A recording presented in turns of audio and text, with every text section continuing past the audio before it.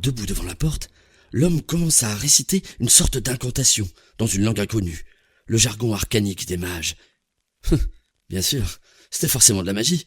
Sinon, comment les mystères d'une serrure auraient-ils pu m'échapper aussi longtemps? Mes efforts avaient été vains depuis le début, et maintenant, je me tenais là, à regarder quelqu'un d'autre récolter la récompense, juste sous mon nez. Peut-être que mon incapacité à voir que j'aurais jamais pu crocheter le cadenas faisait partie de ces enchantements. L'énorme cadenas antique tomba de ses chaînes sur le sol à côté de moi, dans un bruit sourd.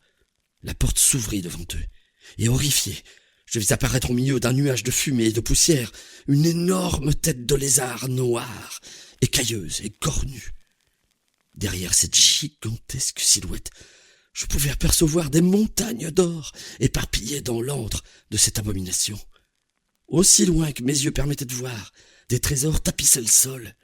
Seulement, j'étais entièrement concentré sur ce dragon titanesque qui se tenait à peine à quelques mètres de moi.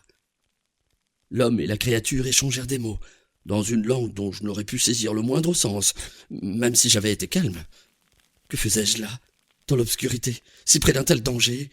Cela valait-il la peine de chercher une telle richesse pour se retrouver face à face avec ce genre de monstruosité?